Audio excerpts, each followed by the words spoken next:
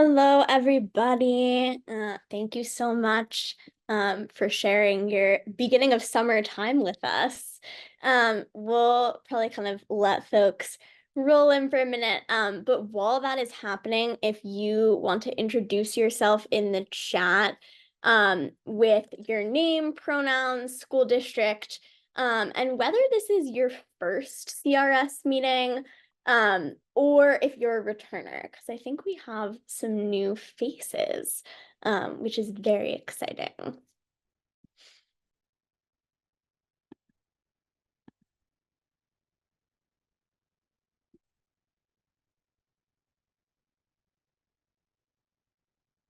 Awesome. So just kind of to give a quick orienting to kind of who we are, what the coalition is.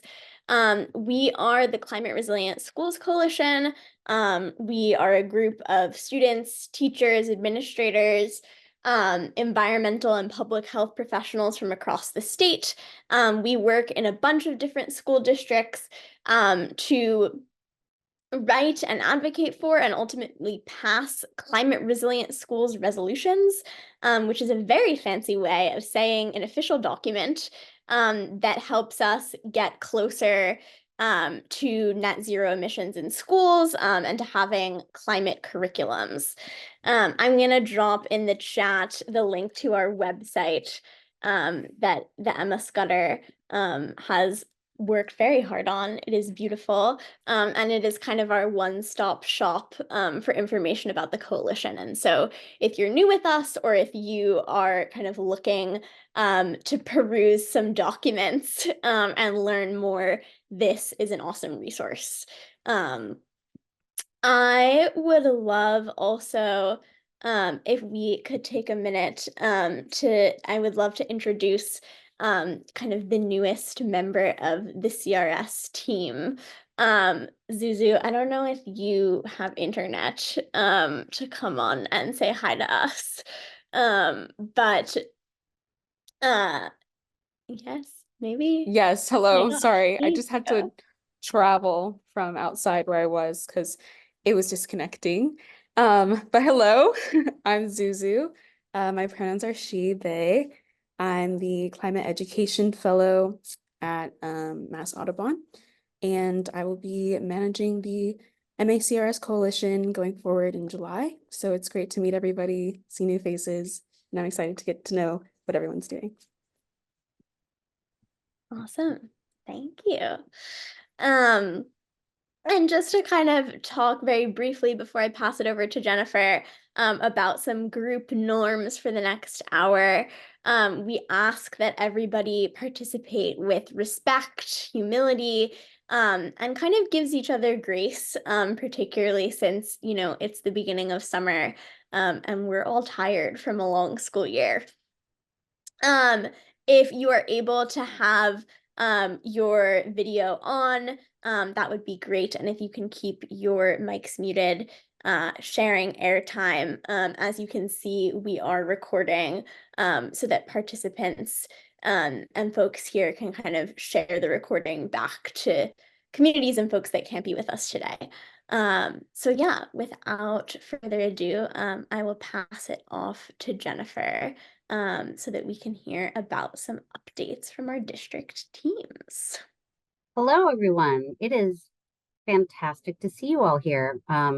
I am Jennifer Feller, she, her pronouns, and I am the Director of School Programs for Mass Audubon and one of the backbone team members for the Climate Resilient Schools Coalition.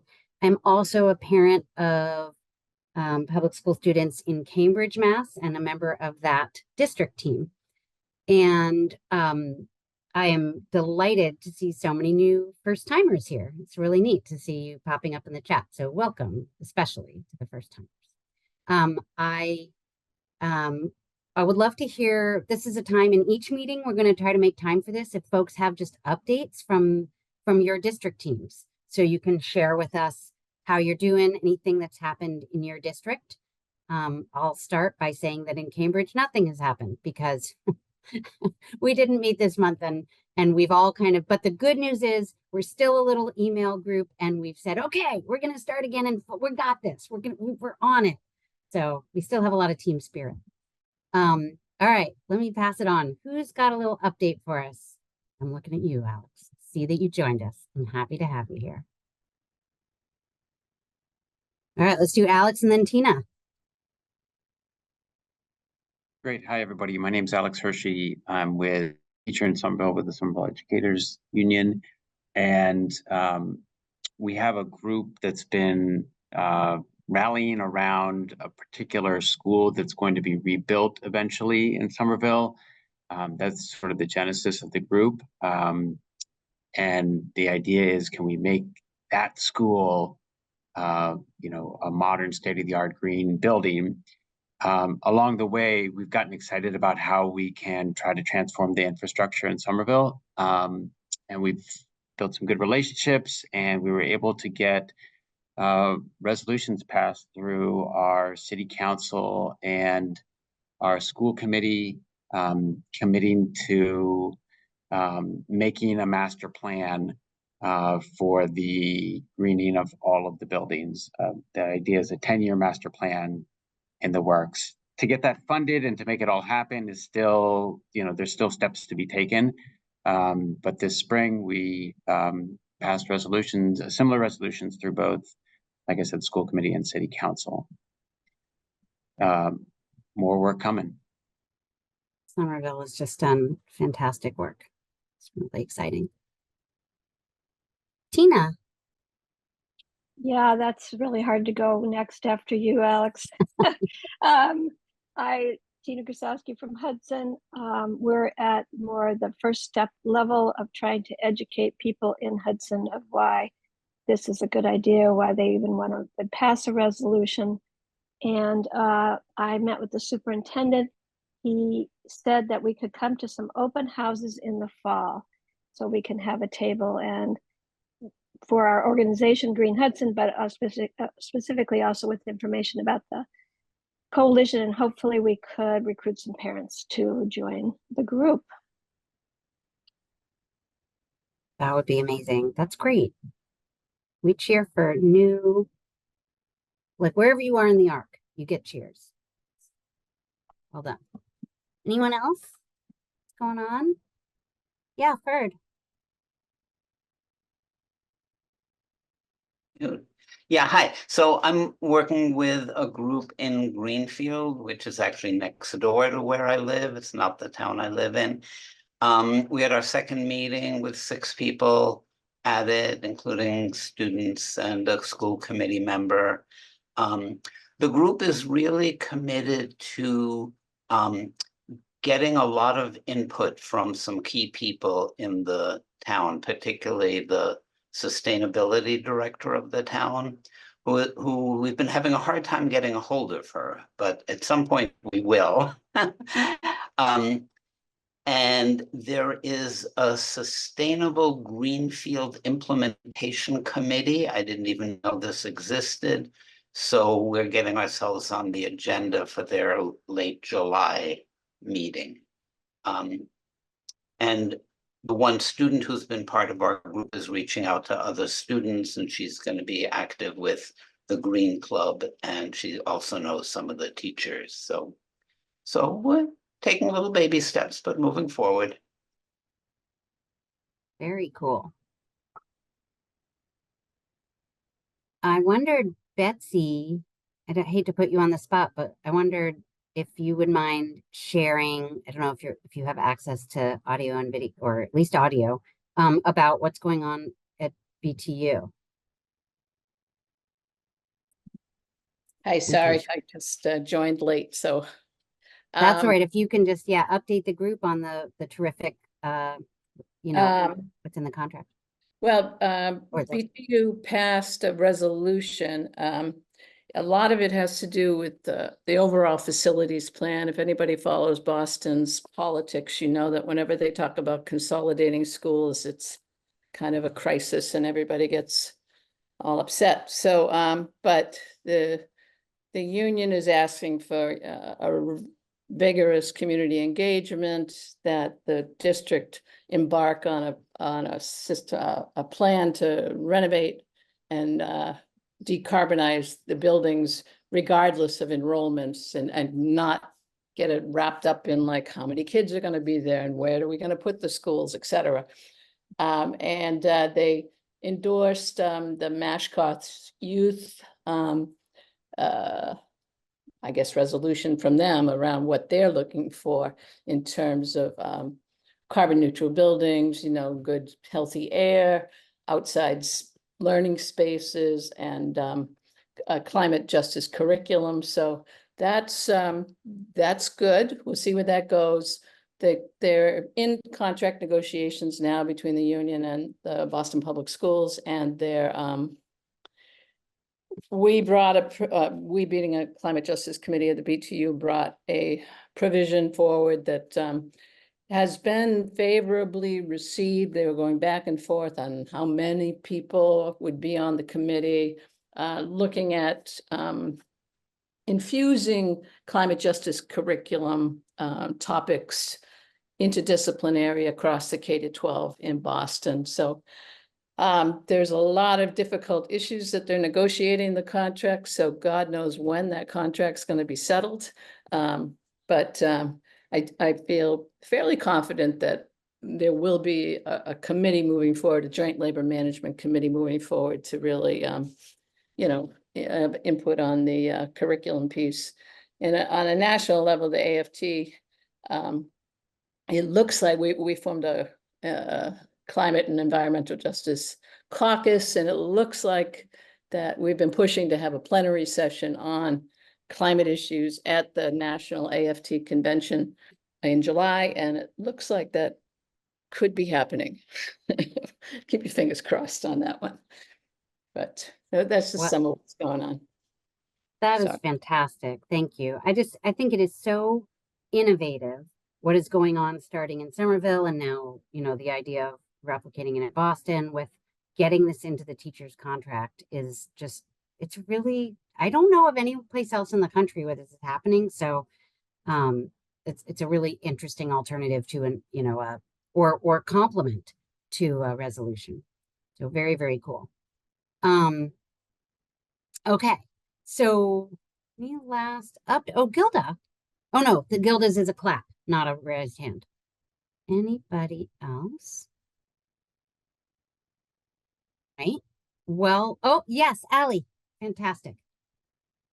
I can briefly share about what the Arlington team has been doing. So right now, we're still very much in the drafting phase. We're in conversation with a specific subcommittee in our school board. So basically what we're doing right now is making sure that our draft is going to align with what the town is already doing and what the school board's ideas, because obviously we want to push the climate action in our town, but not to a point where it's just completely unreasonable that they're ever going to pass it. So that's what we're doing right now. Specifically, we're kind of refining the list of climate action items that we want to request from them.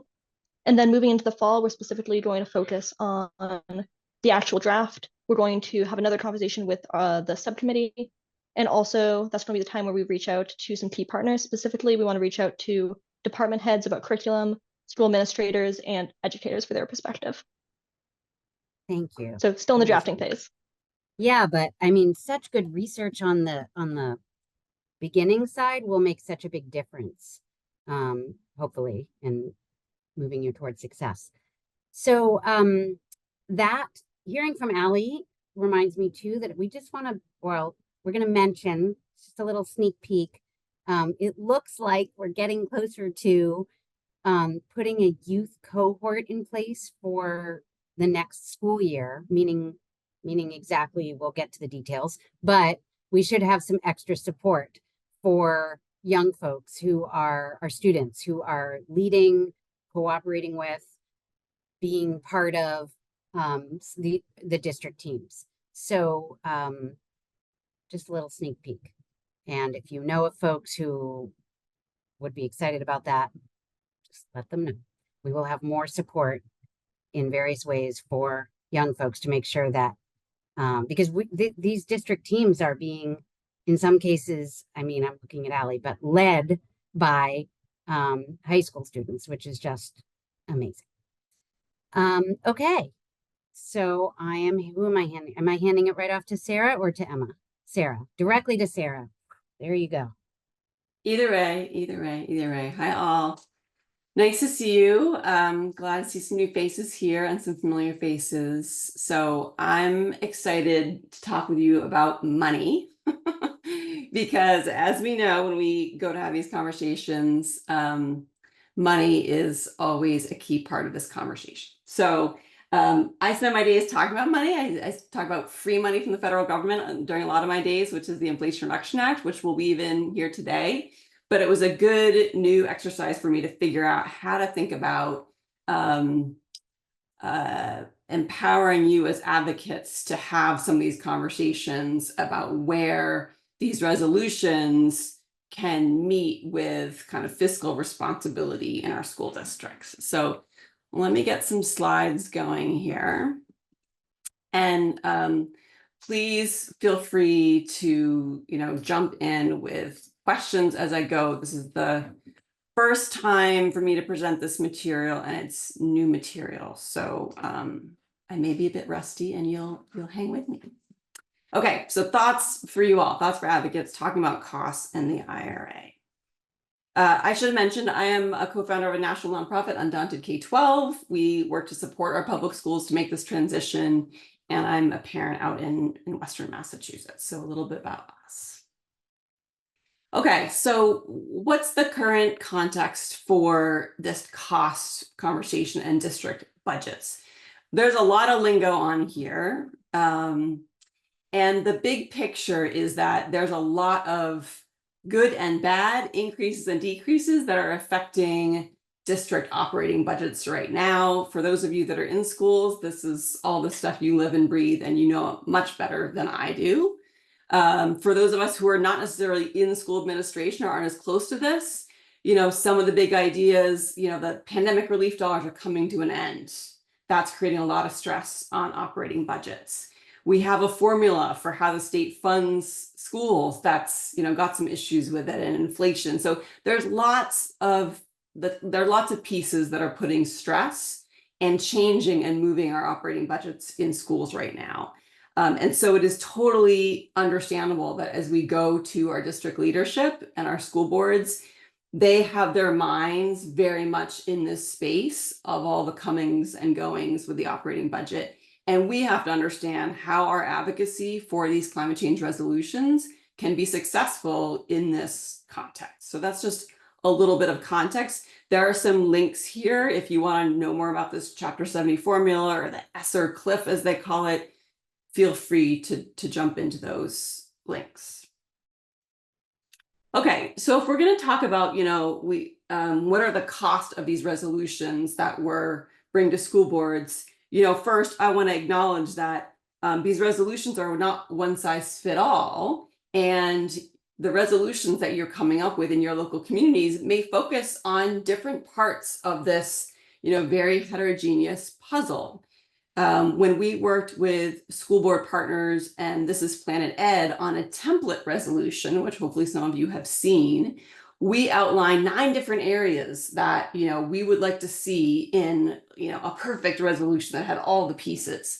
But in your communities, you may be focusing on just a few of these, one of these, and maybe just focus on climate education, or it could be just focused on infrastructure. And so, the answer to the question of what is this going to cost, obviously, is very different depending on if we're talking about infrastructure things, which of course are very costly, and other things which maybe are not very costly. Maybe it's about equity and justice. It's not about spending more money. It's about where are we putting the dollars. Climate education, it's not to say there won't be a budgetary impact or an objection there, but the order of magnitude of that kind of cost is just wildly different than the tens of millions of dollars we're talking about when we're talking about, all electric equipment in our school buildings. So, it's important to understand what it is that you have in your resolution and kind of orient towards, more costly versus less costly items. So I want to acknowledge that today, I actually don't know much about the cost of implementing sustainable food programs or the cost of setting up a climate education program, frankly, right? The pieces I'm going to focus on today are the infrastructure pieces where I have more domain expertise, and those happen to be the really expensive ones. So that's where I'm going to focus today. Okay, so many of you have probably heard the Inflation Reduction Act is here. If you've seen me present on this before, you've probably seen this slide before. I'm sorry you have to see it again. But this is a big, huge policy, and we're coming up on the 2-year anniversary, and it's got lots of money for creating this transition to clean energy across all parts of our economy. And over on the right, you're seeing an article in Education Week that we got placed about how schools can also use these funds. This was actually an article that was featuring Hadley Public Schools. Okay, so I'm going to do a quick little primer on this policy, but then we're going to contextualize that again within this advocacy work of these resolutions. So one of the big headlines from the Inflation Reduction Act is what it did is it took tax credits, which are useless for public schools, and it turned them into a cash reimbursement and made this very successful policy that we've had in this country for supporting clean energy now accessible to all these government agencies, our states, our local or territorial governments, tribal governments, our nonprofits like our houses of worship, and our schools. So this is one of the big new innovations of the Inflation Reduction Act. This new payment mechanism that delivers these tax credits as cash to our schools is called elective pay or direct pay, same thing. And it's available for all the eligible equipment that our schools are going to install after January 1st, 2023. And we're starting to see more and more, kind of artifacts from the federal government highlighting schools as eligible recipients of this tax credit. So on the left, you're seeing a very helpful fact sheet that Treasury released earlier this year saying, yes, schools, tax credits, these are for you, to really try and overcome that mental friction that, often happens when we talk about tax credits in schools. On the right, you're seeing a fact sheet, a little clip of a fact sheet that highlighted some of the first schools that we expect to get money from the Inflation Reduction Act. And I want to highlight one that's just to the south of us in Manchester, Connecticut. They anticipate receiving $2.5 million in tax credits from the IRS for installing ground source heat pumps and solar at one of their elementary schools. This was an existing building that they did this work to, and they're now getting, these pretty substantial dollars back from the federal government. So this is real, and these proof points are starting to emerge, right? We would love to see Bowers Elementaries happen across all of Massachusetts. So what's so special about these clean energy tax credits? And these are the pieces that just make this policy pretty exceptional and unlike any other federal dollar our folks in school boards and in school administration have ever seen. The first is that these dollars are non-competitive. So if you install these eligible clean energy machines, which we'll talk about, you get these dollars. You are eligible for these dollars. The second is it is coming back to schools as a cash reimbursement. So again, this very important feature. We have a long runway. It's available till 2032 and beyond. So we have, a decent amount of time to plan new projects, get these projects underway, install these equipment. We have a good amount of runway, and there's unlimited funding. So there's no cap on the number of dollars that your school can claim, that our state of Massachusetts can claim. There's no cap actually nationally on this policy. As much clean energy as this country can install for the next 10 years, the IRS is on the hook to provide tax credits or these cash reimbursements in the case of non-taxable entities.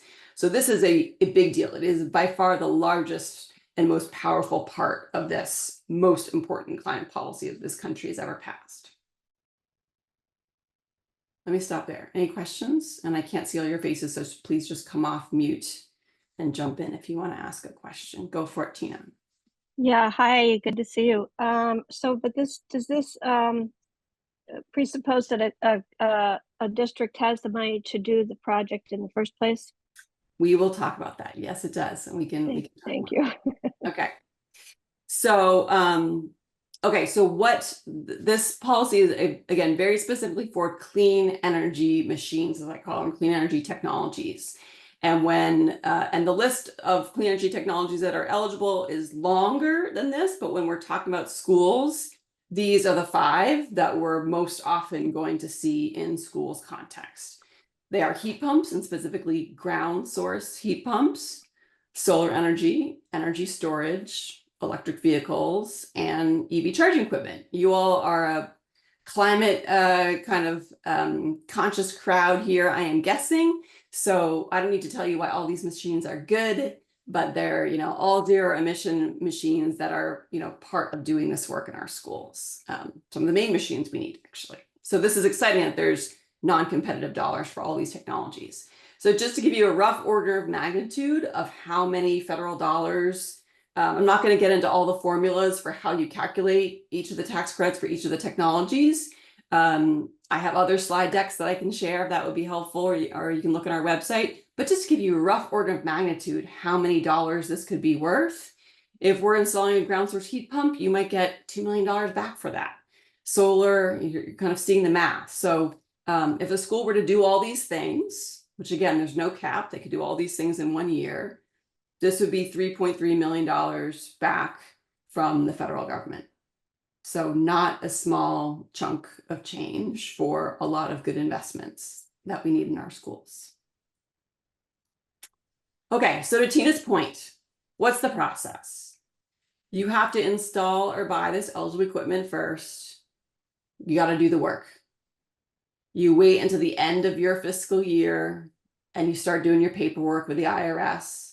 Once you get through all the paperwork, then they say they're going to do direct deposit back for your money, the $3.3 million we just looked at, within 45 days. So the money has to go out the door first. You have to spend the money to get this as a reimbursement. And we can certainly talk more about, some of the cash flow issues around that. But that is kind of the arc of the process. So, so that's kind of the very quick overview of the IRA. Unlimited dollars for these key clean energy machines that we need to have our buildings be healthy, have a clean ride to school, and to power those all with our own clean energy from our roofs. Let me stop again and see, because I'm going to kind of transition here. So how do we fit this into our advocacy? But I want to just stop here and that's the quick 10,000 foot view on the IRA. Any other questions? Yeah, Justin. Hi. Oh, sorry. I can't see. I'm sorry. Can I? Oh, I have a question. Go ahead. You said that there were machines. Was there anything else? Was there any agricultural, agricultural carbon sequestration or anything else that's not machiney that the tax credits are for? I'm just wondering about schoolyard gardening. Yeah, I have not heard anything. So there is a sequestration thing. I'm guessing it is industrial scale in a way that would not make it, that would make school gardens kind of not a good fit for it. But that's a good question, Mira, and I can certainly ask some of our green schoolyard friends at Trust for Public Land or Green Schoolyards that question. I've been dealing mostly in the tax credit space, and so there may be a tax credit for sequestration that I'm not thinking of here. So let me do some more research on that. That's a good call. Thank you. Okay, back to you, Justin. Hey, Sarah. I'm looking around the room. I know there probably, I can't tell if there are any administrators here, central administrators, or school committee members, but for those of us who are on the various different advocacy ends, pushing, out and up, what kinds of, how familiar are, elected leaders, central administrator leaders, how familiar are they with this? And, and can that extend to, I know there's a couple of statewide associations, like the superintendents have an association, the school committees have an association. Is this trickling up to them, or is it about educating them as well as just pushing to see this happen? You should not assume that they've heard of this. I mean, I have been presenting on this pretty much every other week for the past 2 years in every kind of venue, you know, not just here in Massachusetts, but like the National Superintendent Association meeting down in San Diego. I've presented at the Massachusetts Superintendents and School Committees meetings, but you know, the room was not as full as I would have liked it to be. So the short answer is, don't assume they know anything about this.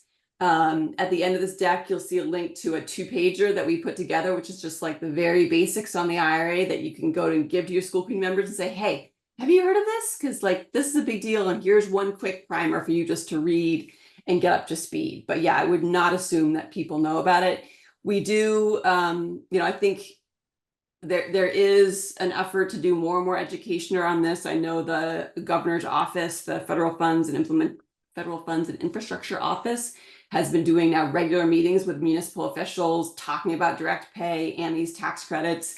So my guess is it's percolating, but you might get a, oh yeah, someone said something about that. Or you might get a like, I've never heard of this before in my life. And what are you talking about? Adjusting tax credits have nothing to do with us, don't you know? Like, yeah, so start from ground zero, I would say. Susan and then Judy, and then we're gonna keep going.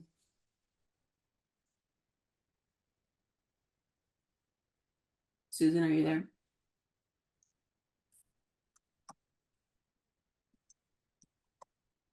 Ah, there you go, off mute. Sorry, are you going to be talking about new construction Yes.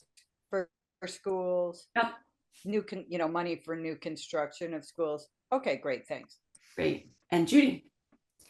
I'm wondering what you think the future of the Inflation Reduction Act will be if Trump becomes president. Is it threatened? I don't know how that all works. Judy, what a great and terrifying question. I know. we're all excited to watch this debate tonight, right? Not exactly. Okay, so here's, look, no one has a crystal ball. When I listen to the talking heads talk about this, this is what they say. They say, these tax credits that I'm talking about with you here today have been around since 2008, kind of in their current form, absent this new direct pay mechanism for schools. They are enormously valuable to red states and blue states because we have a bunch of wind power and solar in Texas and Iowa, you know. So President Trump himself extended these tax credits when he was last president. So there's a feeling that the core tax credits that we're talking about here are safe, and it would be very hard. Like this is law, a new administration couldn't come in and just change it. You know, there is some speculation that they could muck up the works of the IRS. You know, you like strip down the staff of the IRS and like things grind to a halt. So of course, with policy, it's only as good as the paper it's written on. But I think there is a general sentiment that these tax credits are just putting way too many dollars in way too many red states for it to be politically viable to yank this. Thank you. Okay, so, we just talked about the IRA, great new dollars. So how do we work that into the conversation that we have when we talk about these resolutions, when we get the obvious question of, well, how much is this going to cost, Sarah? And look at our budget. Of course, we can't afford to do this. You know, how are we going to respond? So the kind of meta answer to that is we want to stay in this question. Meaning we want to stay in the space of the school budget. We want to parse that question, and then we're going to bring evidence and context to answer. So the first part of staying in the question, you know, these people are coming from a perspective of they're looking at their own school budget. I want to start by just saying, we have to acknowledge that there's lots of other costs and benefits associated with doing this work that don't show up in the school budget. You know, healthcare costs for young people who experience asthma, and the lost wages for the parents who have to come home. You know, the benefits of having resilient buildings where we can save lives when we have extreme heat, and we can go, you know, people can go to our schools and experience cooling. So there's lots of costs that don't show up in the school budget, but we're going to stay in the question they're asking and go deeper there. But I just wanted to acknowledge, and we should acknowledge, there's lots of other costs here. The costs of climate change, right, that are not in the school budget. So just needs to be said. Okay, so the big idea starts here with the notion of we have a capital budget that we use to build things, buy things, and do major repairs. And we have an operating budget that we use to pay our salaries, our energy bill, or, buy new laptops for the students, pay our insurance bill. And so the big idea here is that we need to spend smart on the capital budget side to save money on the operating budget side, and that we have a great opportunity to spend smart on the capital budget side with the federal government paying 30, 40, sometimes 50 cents on the dollar of those smart capital investments. So that's kind of the big idea of what we're doing. When we're moving to clean energy, we're making smart capital budget investments, and they're going to save on our operating budget. Yeah? Okay. Thanks for the thumbs up, Justin. Okay, so now I'm going to go, so here's the parsing part, right? So again, we have lots of different clean energy machines going to lots of different contexts. I think it was Susan that asked, you're going to talk about new construction. Yes. So here's the first parse. If we're talking about a new building, this is an absolute no-brainer. We have tons of evidence. I'm giving you links to 2 of the pieces of evidence that when it comes to new construction, these buildings, all electric net zero ready buildings, don't need to cost any more than a conventional building. We can make them cost more, but they don't need to. So on the left, you're seeing one of my favorite papers. It's national evidence, the cost barrier illusion. This is an illusion, not backed up by evidence. They don't cost anymore. On the right, you're seeing a chart from our own Massachusetts data. The middle bar there, it's asking, what is the cost premium to build net zero? The tallest bar there is saying 0. It costs 0% more.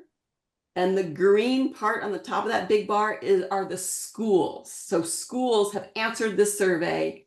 They've said, we built net zero and it cost us no more money here in Massachusetts.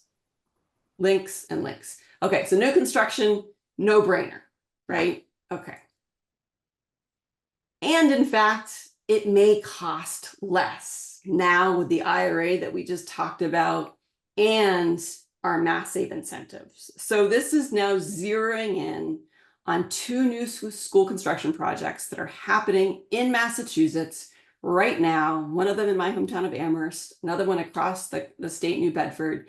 And they both looked and they said, holy smokes, when we take into consideration the IRA tax credits, that's the yellow, and our hugely rich incentives from Mass Save, specifically for ground source heat pumps, lo and behold, the clean energy machine is actually cheaper than the darn fossil fuel machine. So when people say to us, oh, we can't afford to do this, it's going to cost more. Actually, it's the other way around. We can't afford not to do this because it's actually the cheaper option with these IRA tax credits, which to Justin's point, they may not know anything about. And if they don't, then guess what? It is more expensive, right? So this is the new evidence, is that it is costing us less to do this clean energy choice. Okay, so that's new construction. Second is investing in these clean energy machines like ground source heat pumps. They actually save us massive dollars on the operating side. And that can support, again, this notion of operational savings in the school budget for years to come. So this is unfortunately not from Massachusetts, but I just love this chart and love this example because they've been so diligent in documenting. This is a Wisconsin district that estimates that they've saved $15 million since 2005 just by being smarter on energy, so doing energy efficiency and converting their schools one by one to ground source heat pumps. And so every year they look and said, hey, if we had been operating our buildings like we used to, burning gas and not having invested in energy efficiency, how much would we be spending? And that's the blue bar. But they're actually spending the red bar because they made these investments and they made themselves more operationally efficient with heat pumps, and they've saved $15 million. That goes back into our operational budget. So again, we can't afford not to do this work. Yeah. Okay. The next one is there's actually financial risk in not moving off of fossil fuels. So for those of us that follow climate policy in Massachusetts, we know that we've got a law that we have to reduce our emissions. We know we're behind. We know we're especially behind on buildings. And we know that new regulation is coming, like they already have in Boston, to regulate and penalize building emissions. So on the right, you're seeing a chart from modeling that I did using something called the COBE tool for that same Hadley school that I was talking about earlier. And the red bar is their level of building emissions right now as they sit here burning number 2 fuel oil. And they are wildly out of compliance with those gray bars, which get shorter and shorter through time, as the Boston standard gets more and more stringent through time and says you have to make your buildings better and better and better. And if Hadley Public Schools was, affected by this standard that's in Boston right now, they could be facing financial penalties for the amount of fossil fuels they are putting into the atmosphere. So there's a financial risk in installing new fossil fuel machinery today, because we know that what they're doing in Boston has to spread across the rest of the state. We know the sticks are coming. We're way behind on meeting our climate goals, especially in regards to buildings. Okay, I'm going to keep moving here. The next one is that we know, again, if we want to think about being the question with them, we need to do this in a financially smart way. We know that the most cost-effective way to decarbonize our buildings is to do it over time, which is to say every time we have a machine that needs to be replaced, that's the moment to go and switch to an electric machine, right? We don't want to rip out a new gas boiler that we just bought 3 years ago. From a financial point of view, that would be very painful. But man, every time one of those pieces of equipment is going to be retired, we need to be ready to put an electric machine in for it. And so if we can agree with our school boards that this is not a question of if we're going to make this transition, it's a question of when, then passing this resolution just allows us to all get aligned and make a plan to harvest all of these cost-effective opportunities to make the switch from that fossil fuel machine that we're running today to the clean energy option that we have for every single fossil fuel machine that we currently operate in our schools. There are alternatives for all of them, right? But we need to make a plan to jump on those replacement opportunities. We're not going to do that if we're not all aligned. A resolution helps us get aligned. Great tool from the New Buildings Institute, which has this notion of getting to zero through time, all these different roads. They have this great tool, this decarbonization roadmap that you could see. Okay, the next one is, look, if our communities do not want to invest their own capital into clean energy machines, the clean energy machines that are going to avert the climate crisis, improve our air pollution, support our children's health and learning, then you know what? The private sector knows this is a good investment and they will do it for us. So we can go and we can have a solar PPA, a power purchase agreement, where we don't invest in solar with our own budget, but we allow the private sector to install. And this is how the vast majority of schools across the country have actually installed solar.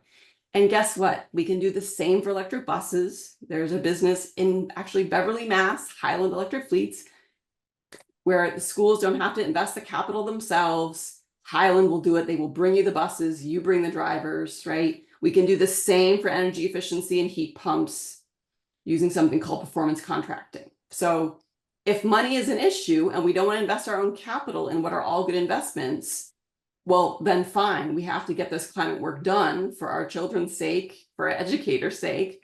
So then let's have the private sector make some of these investments if we won't, right? But there's lots of ways to pay for this work. Not doing the work is not the answer.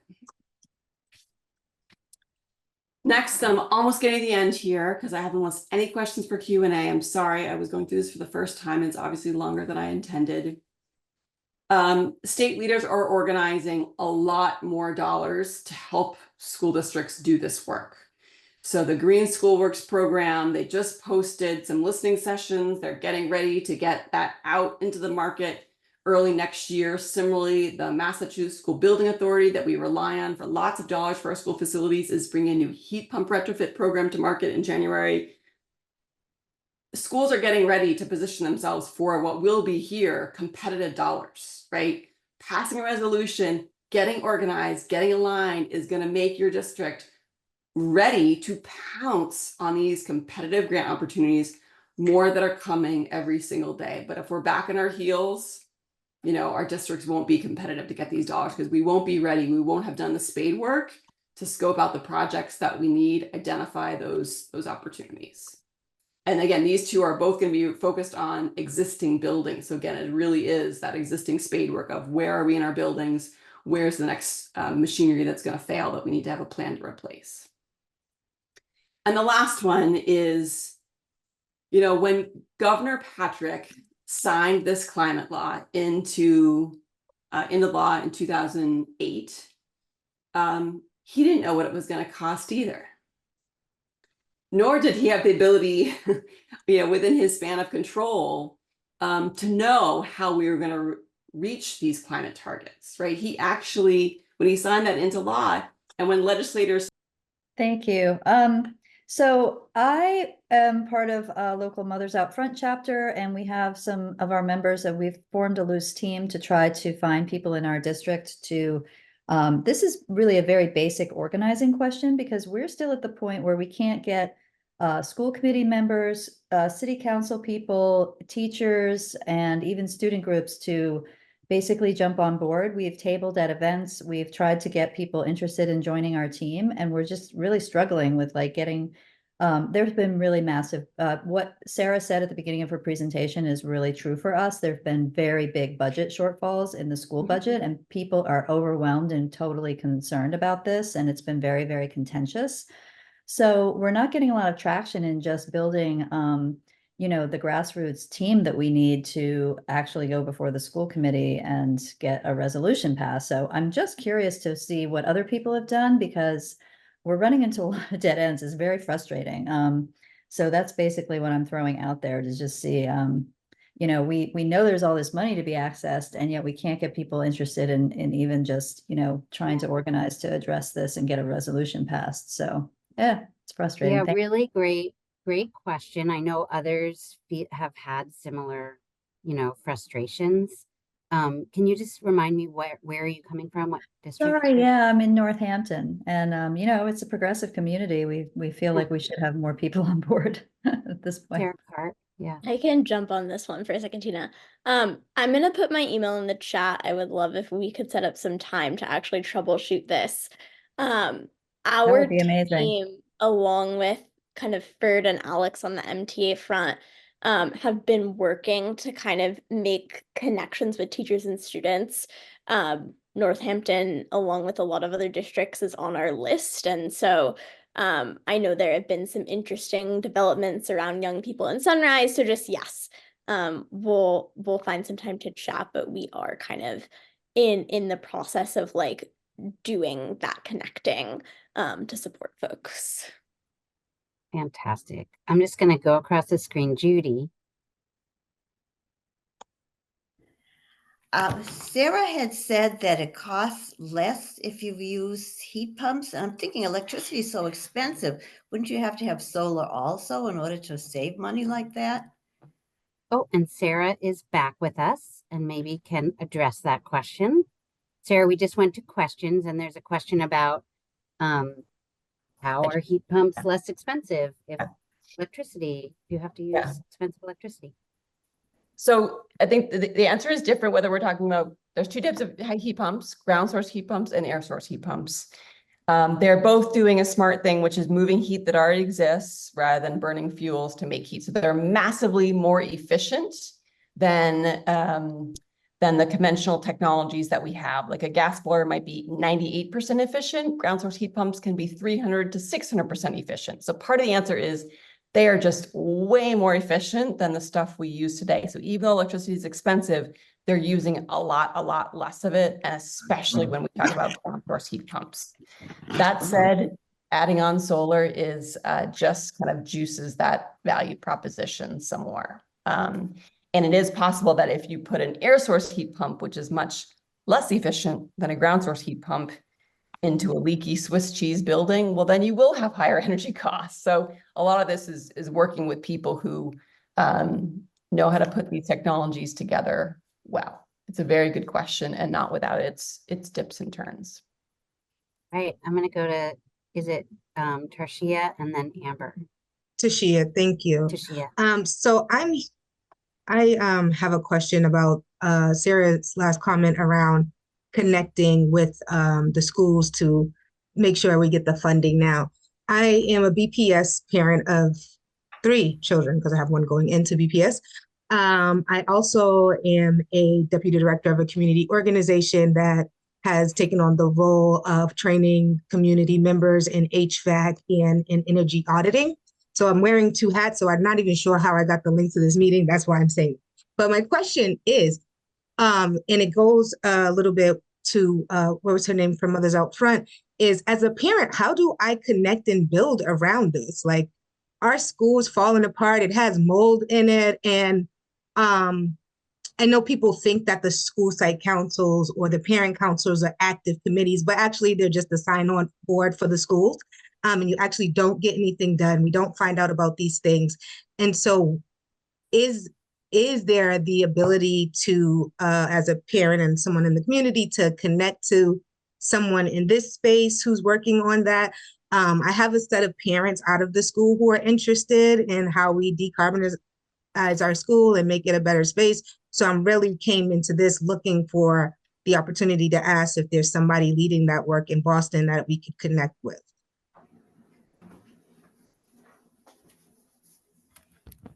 I don't know if Betsy is still here. Yeah, I but- am here. I just Okay, put great. chat. The Boston Education Justice Alliance could be a good source of support. I don't know if you're connected with them. I am connected with Beja. I actually was working at JWJ when they started. So I was a part of the founding of Beja. There you go. So I know that is a space, but they have, but I think I'm thinking more like directly around just this because they are a multi-issue organization. And so their priorities shift. And so my question was like directly around this, but if there isn't anything, that's okay. We can figure something out. Do you know BCAN, Boston Climate Action Network? Actually, yes, my organization is a member of BCAN, and that's maybe where I got this link from. Yeah, maybe. I mean, Hassan has been great on these issues. He's sometimes here at these meetings. And I feel like, Emma, do you remember from our teaming list? We do have a list of folks in Boston that have like signed up to be a part of a team, right? So maybe maybe we could put that teaming list back into the chat and Toshia could check in there. And you can check in with Hassan. That's great. I didn't know that he was working on it. So thank you for that. And also the Boston Teachers Union. They've got a new committee on facilities, you know, and they're always welcome to work with parent and family.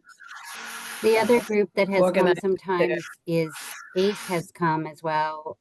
Hakeem from ACE's and maybe Emmanuel. They were here the first few meetings and they're familiar and working on air quality issues. So yeah, might be another. In general, I would say like there is tons of interest and a fair amount of you know, just so many different groups and people that like want to do this work in Boston. I think that one of the challenges has been kind of like bringing folks together and sort of like gelling as like a coalition of people around this. And so, you know, I think we're definitely happy to sort of support that happening, but there definitely like is a base and a network of people to tap into, as other folks have mentioned. So I'm seeing our time. We've got about 4 minutes and we're just gonna, Amber can have the last question and then we'll do a very quick wrap up, I think. Oh, thank you. And I apologize that my Zoom has been going crazy, been in meetings all day. So my camera is off so that I don't freeze. But I'm wondering if there's any restrictions to the funding sources to receive tax credits for schools. So for example, you know, a lot of schools that need renovations will do a school bond. You know, is there any restricted funding that could come to a school that would not be eligible for the tax credits, whether it be like an outside grant, maybe an individual philanthropist or a foundation or something like a school bond? Does it have to come from the school's budget itself? I'll give you the short answer and then you're welcome to send me an email because I've been digging in on this issue. So the shorter answer is these tax credits play well with all the other sources of money. Yes to bonds, yes to grants, yes to existing capital budgets. They play well with all of them. The only rule is you can't kind of make money on the deal. So if a bus was going to cost you $100,000 and you got a $100,000 grant, you can't then also get a tax credit for $30,000 for the bus. So it's called no excess benefit. But in general, all these things play well together and they encourage stacking of all these things. So in Boston, they got grants for electric school buses, and now they're getting the tax credits for electric school buses, and they're putting those together. Go Boston. Well, we just have 2 minutes left. I want to thank Sarah Ross so very much for sharing your expertise with us. I know I'm sure there are more questions. Feel free to write them in the chat and I'll pull them into our notes and share out afterwards. We'll also be sharing Sarah's slides out afterwards, as well as a recording, and you're welcome to share that in your communities. I also want to thank you all for being here today, whether this is your first time or you've been with us from when we launched in December. I'm so glad that you're here. And we're going to be taking a hiatus on these organizing network meetings for the summer, but kicking back into gear in September. So go to our website. You can sign up for a newsletter if you're not already on it. And we hope you'll be, writing to us, thinking of this work this summer and kind of getting out in your community to start doing some organizing. As a just a super quick on your way out the door, if you would like to share something in the chat that this school year has been a moment that really was meaningful to you during these meetings, hear my dog, would love to hear that. So a moment that was meaningful to you during these meetings, or if this is your first time, something you hope to see in these meetings next year. Feel free to share in the chat with us, and thank you all so much again for being with us. Thank you. Thank you. Thank you, everyone. Thanks, everyone.